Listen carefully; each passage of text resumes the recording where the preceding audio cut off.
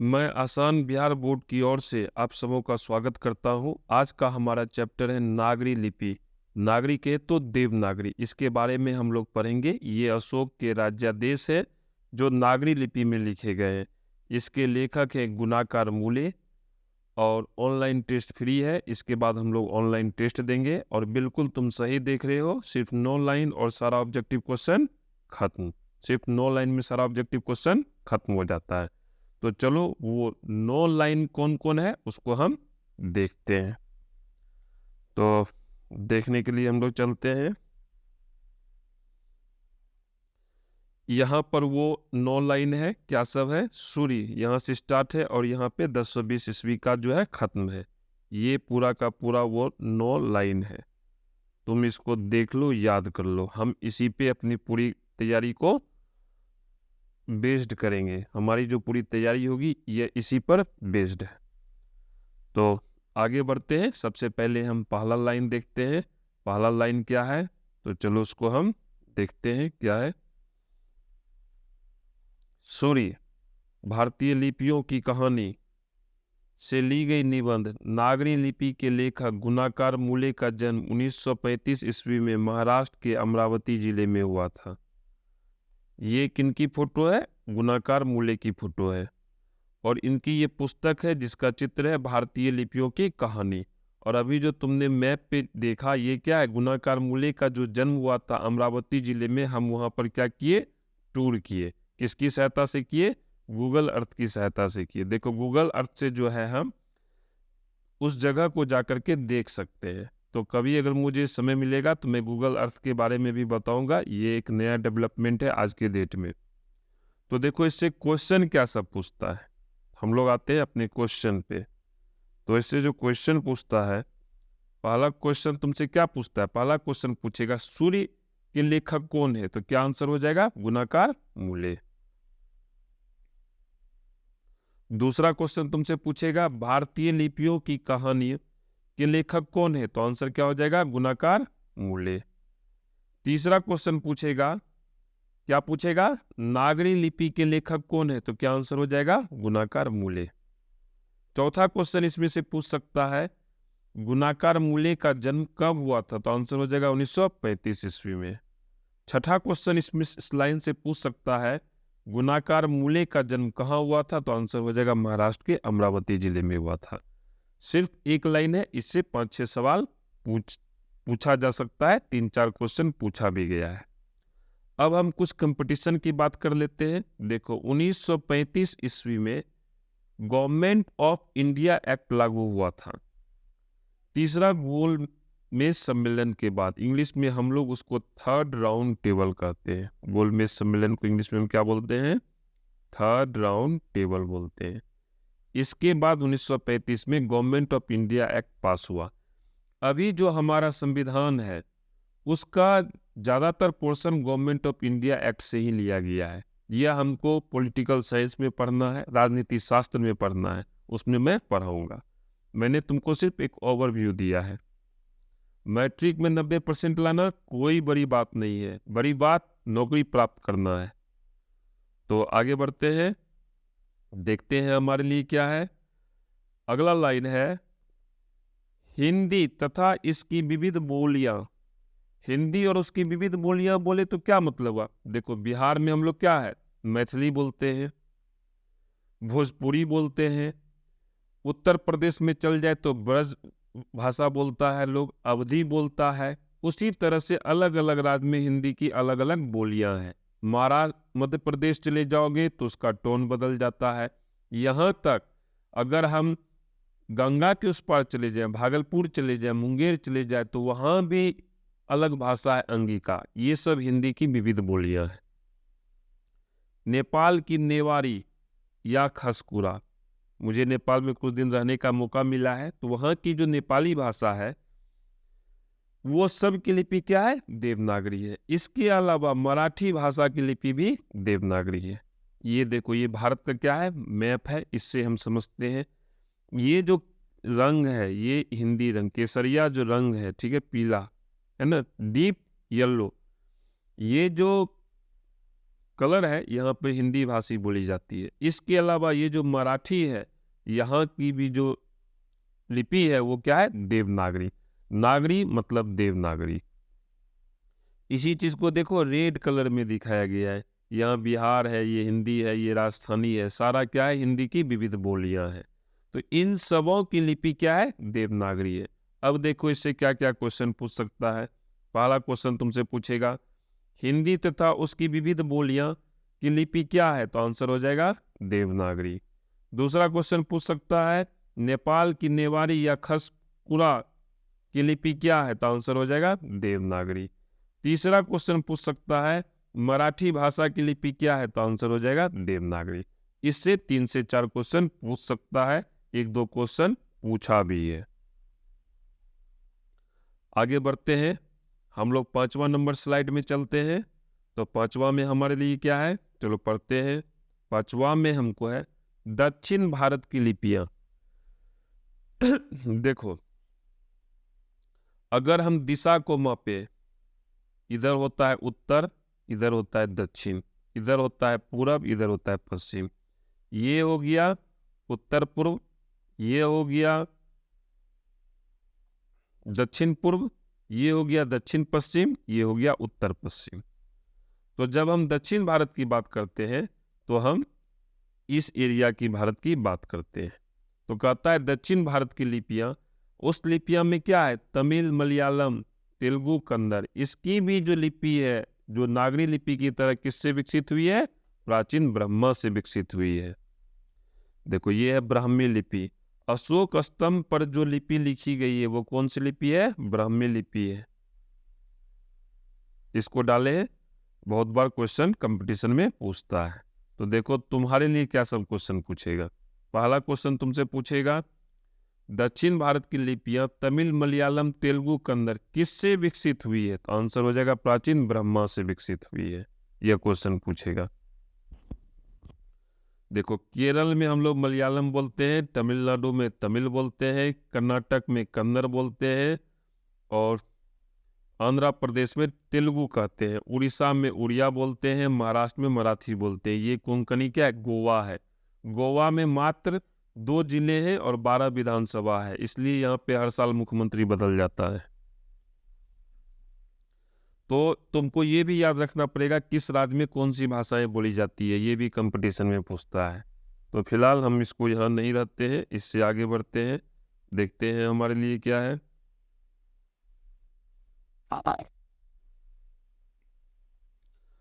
नागरी लिपि के आरंभिक लेख दक्षिण भारत में 8वीं सदी से ही मिलते हैं। अगर ये पूछे दक्षिण भारत में कब से मिलते हैं तो क्या आंसर हो जाएगा? 8वीं सदी से ही मिलते हैं।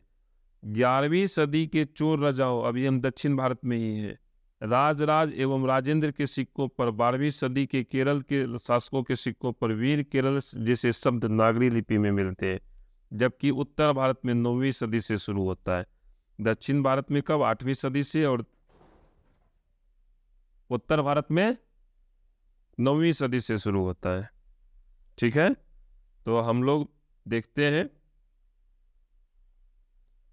क्या है।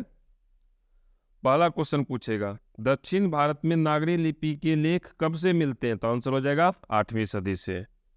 दूसरा क्वेश्चन पूछेगा उत्तर भारत में कब से मिलते हैं? तो आंसर हो जाएगा 9वीं सदी से। तीसरा क्वेश्चन पूछेगा केरल के शासकों पर कौन सा शब्द लिखा होता है? तो आंसर हो जाएगा वीर केरलस्य। इसके अलावा क्वेश्चन पूछ सकता है राजराज एवं राजेंद्र के सिक्कों पर जो लिपि है वो कौन सी लिपि है? तो आंसर हो जाएगा नागरी लिपि। ये पिक्चर हम डाले हैं, कंपटीशन में कई बार पूछता है। ठीक है, पहला क्वेश्चन ये जो है विजयनगर का साम्राज्य है दक्षिण भारत में, ये बहुत ही ये भी हम दक्षिण भारत की बात नहीं कर रहे हैं, हम बृहदेश्वर मंदिर की बात कर रहे हैं। कौन सा मंदिर है? बृहदेश्वर मंदिर है। इसको कौन बनाया था? इसको बनाया था चोल शासक प्रथम राजराज ने। ठीक है, और उसी के नाम पर राजराजेश्वर मंदिर भी इसको कहा जाता है। राजराज के पश्चात उसका पुत्र राजेंद्र प्रथम जो है राज किया था, यानी 2 राजा है, राजराज और दूसरा राजा क्या है? राजेंद्र। तो राजराज प्रथम है, उसके बाद राजेंद्र उसका पुत्र आया था, और जो अंतिम राजा था वो था राजेंद्र तृतीय। ये कंपटीशन के लिए जरूरी है। पूछता है, कभी कभी पूछता है ये जो बृहदेश्वर मंदिर है ये कहाँ है, तो तंजावुर तमिलनाडु में है। आगे बढ़ते हैं, क्या है हमारे लिए, देखते हैं। ईसा की 14वीं-15वीं सदी के विजयनगर के शासकों की लिपि को देवनंदी नागरी लिपि कहते हैं। एक क्वेश्चन तुमसे पूछेगा विजयनगर के शासकों की लिपि क्या थी, तो क्या आंसर हो जाएगा, नंदी नागरी लिपि थी। अब जो हम पढ़ने जा रहे हैं वो बिल्कुल हम कंपटीशन के ख्याल से पढ़ने जा रहे हैं। देखो, हरिहर बुक और बुक्का के द्वारा विजयनगर साम्राज्य की स्थापना की गई थी। ये हिंदू राज्य था जिसको मुसलमानों द्वारा तहस-नहस कर दिया गया। बहुत ही दुखद घटना है। पूछता है क्वेश्चन ये कहाँ है, तो ये कर्नाटक राज्य में है। और ये जो हम्पी स्मारक समूह है इसको यूनेस्को के हेरिटेज में भी शामिल किया गया है। ये मंदिर है, ठीक है। तो क्वेश्चन इसमें से पूछता है कि विजयनगर की स्थापना किसने की थी, तो आंसर हो जाएगा हरिहर एवं बुक्का। ये कहाँ पर है, कर्नाटक राज्य के विजयनगर जिले में स्थित है। किस नदी के तट पर है, तो तुंगभद्रा नदी के तट पर यह अवस्थित है। आगे बढ़ते हैं, लास्ट लाइन है, लास्ट लाइन ने इसके बाद भी एक लाइन है, देखते हैं क्या है। हिंदी के आदि कवि सरहपाद कब का था, ये 8वीं सदी के दोहाकोश की तिब्बत से मिली हस्तलिपि और उत्तर भारत में गुज्जर प्रतिहार राजाओं के लेख भी नागरी लिपि में है। देखो, हिंदी के कवि थे सरहपाद, उसकी एक हस्तलिपि मिली है कहाँ से, तो तिब्बत से। उसकी भी जो लिपि है वो क्या है, देवनागरी लिपि है। और गुज्जर प्रतिहार राजाओं के जो लेख हैं वो भी क्या है, नागरी लिपि में। ये गुज्जर प्रतिहार साम्राज्य है, उस समय 3 राज था एक साथ था। गुज्जर प्रतिहार राजवंश का संस्थापक प्रथम नागभट्ट था। उसके बाद मिहिर भोज और उसके प्रवर्ती महेंद्रपाल का शासनकाल में ये अपने चरमोत्कर्ष पर पहुंचा। तो गुज्जर प्रतिहार और पल्लव और राष्ट्रकूट ये तीनों एक साथ थे और आपस में लड़ाई होती रहती थी। इसको हम हिस्ट्री में पढ़ेंगे, फिलहाल तुम इतना जानो। तो इससे क्या क्वेश्चन पूछ सकता है हिंदी में, इससे क्वेश्चन पूछेगा आदि कवि सरहपाद की दोहाकोश की जो तिब्बत से हस्तलिपि मिली है उस किस लिपि में, तो आंसर हो जाएगा नागरी लिपि में। दूसरा क्वेश्चन पूछ सकता है उत्तर भारत में गुज्जर प्रतिहार राजाओं के जो लेख है वो किस लिपि में है, तो आंसर हो जाएगा नागरी लिपि में। आगे बढ़ते हैं, अब देखते हैं क्या है, लास्ट लाइन है, अंत वाला तो सब वाला। कहता है राजधानी धारा नगरी के परमार शासक भोज का वंशवारा और बेतमा दानपत्र क्रमशः कोंकण विजय तथा कोंकण विजय पर्व के अवसरों पर दिए गए थे। बेतमा इंदौर के पास दानपत्र 1020 ईस्वी का है। तो इस लाइन को समझते हैं। पहला लाइन क्या है, राजधानी धारा नगरी के परमार शासक, यानी परमार शासक जो भोज थे उनकी राजधानी कहाँ थी, उस राजधानी का नाम था धारा। वहां पर जो वो एक दान पत्र दिए थे जीत के बाद, उसका नाम है बंसवाड़ा और बेतमा दान पत्र। कब दिए गए थे, बंसवाड़ा दिया गया था कोंकण विजय पर और बेतमा दिया गया था कोंकण विजय पर्व के अवसर पर। तो ये जो बेतमा है जो कोंकण विजय पर्व के अवसर पे दिया गया था, ये जो बेतमा जो कोंकण विजय पर्व के अवसर पे दिया गया था, ये कब मिला है, 1020 ईस्वी का है। और उस समय की लिपि क्या थी, देवनागरी लिपि थी। अब कुछ कंपटीशन की बात कर लेते हैं। यही है राजा भोज की मूर्ति। जब तुम भोपाल जाओगे तो वहाँ जो झील है जो भोपाल के बीचों बीच अवस्थित है और बगल में सैफ खान का भी घर है वहीं पे है, वहाँ पर इनकी मूर्ति लगी हुई है। तो एक बहुत कहावत प्रचलित है, कहाँ राजा भोज कहाँ गंगाए तेलंग। ठीक है, ये बहुत प्रतापी राजा थे। ये भोपाल में है। मध्य प्रदेश की राजधानी कहाँ है, भोपाल। मध्य प्रदेश भारत के बीचों बीच स्थित है मानचित्र में जब तुम देखोगे। अब क्या है, हमारा जो पढ़ने का काम था वो खत्म हो गया है। अब हम पढ़े जो है क्या सीखे हैं वो जब तक हम टेस्ट नहीं देते हैं तो पता नहीं चलता है। हम लोग टेस्ट देंगे, कहाँ देंगे, asanbiharboard.co.in नाम की वेबसाइट पे जाएंगे। जब तुम कंप्यूटर में खोलोगे तो वो ऐसा दिखेगा और मोबाइल में खोलोगे तो इस तरह का इंटरफेस दिखाई देगा। तो हम लोग अब टेस्ट देंगे, तो हम लोग टेस्ट की ओर चलते हैं। इसके बाद हम लघु उत्तरीय प्रश्न और दीर्घ उत्तरीय प्रश्न को बनाएंगे। हम उतना ही पढ़ेंगे जितना परीक्षा में पूछता है। उसके बाद जो हमें समय मिलेगा हम बिल्कुल कंपटीशन की तैयारी करेंगे। तो वीडियो में बने रहो। चलो टेस्ट देते हैं। हम लोग asanbiharboard.co.in पर आ चुके हैं, जहां पर हम टेस्ट देंगे। टेस्ट देने के लिए हम क्लास 10 का जो ये टैब है इस पर माउस को ले जाएंगे और इसको क्लिक करेंगे तो हम क्या होगा, क्लास 10 से संबंधित जो पेज है वहां पर हम पहुंच जाएंगे। उसके बाद हम लोग हिंदी पर क्लिक करेंगे और अभी हम क्या पढ़े, नागरी लिपि पढ़े हैं। तो नागरी लिपि पे क्लिक करेंगे और टेस्ट देते हैं। यहाँ पर क्या करेंगे, हम स्टार्ट पे क्लिक करेंगे, उसके बाद टेस्ट देते हैं। पहला क्वेश्चन क्या है, सूर्य नामक पुस्तक किनकी रचना है? तो क्या आंसर हो जाएगा, गुणाकार मूले। आगे बढ़ते हैं, परमार शासक भोज कहाँ के रहने वाले थे? धारा नगरी के। आगे बढ़ते हैं, तीसरा क्वेश्चन है, नेवारी भाषाएं किस लिपि में लिखी जाती है? देवनागरी, खरोष्टी, सरसेनी, ब्राह्मी। ब्राह्मी लिपि से विकसित हुई है लेकिन लिखी जाती है देवनागरी भाषा में, लिपि में। आगे बढ़ते हैं, भारतीय लिपियों की कहानी पुस्तक के रचयिता कौन है? तो क्या आंसर हो जाएगा, गुणाकार मूले। हिंदी तथा इसकी विविध बोलियां किस लिपि में लिखी जाती है? देवनागरी। किसमें? देवनागरी। नागरी लिपि के लेखक कौन है? गुणाकार मूले। हिंदी भाषा की लिपि क्या है? देवनागरी लिपि। दोहा कोश किसकी रचना है? सरहपाद की, रसखान की, जीवनानंद दास की, गुरु नानक की। सरहपाद की, जो तिब्बत से मिला था। कहां से मिला था? तिब्बत से मिला था। रामायण की रचना किस भाषा में है? संस्कृत में। याद रखना, रामायण और महाभारत संस्कृत में लिखा गया है। किसमें लिखा गया है? संस्कृत में। नागरी लिपि शीर्षक पाठ साहित्य की कौन विधा है? निबंध है। क्या है? निबंध है। तमिल, मलयालम, तेलुगु, कन्नड़ भाषाएं हैं, कहां की है? दक्षिण भारत की। निबंध के लेखक हैं, यहां आगे छूट गया, यहां पे लिखाएगा नागरी लिपि निबंध के लेखक हैं गुणाकार मूले। क्या आंसर हो जाएगा? गुणाकार मूले। सरहपाद की कृति है दोहा कोश। क्या आंसर हो जाएगा? दोहा कोश। हिंदी के आदि कवि हैं सरहपाद। कौन? सरहपाद। हिंदी लिखी जाती है किस भाषा में? देवनागरी लिपि में। 12वीं सदी के केरल के शासकों के सिक्कों पर वीर केरल जैसे शब्द डैश लिपि में अंकित हैं। तो क्या आंसर हो जाएगा? नागरी, देवनागरी। ईसा की 14वीं-15वीं सदी के विजयनगर के शासकों ने अपने लेखों की लिपि को क्या कहा है? नंदी नागरी। क्या कहा है? नंदी नागरी। उत्तर भारत से नागरी लिपि के लेख कब से मिलने लगते हैं? 9वीं सदी से। कब से? 9वीं सदी से। नागरी लिपि के आरंभिक लेख हमें कहां से मिलते हैं? दक्षिण भारत से। 8वीं सदी से ही मिलते हैं।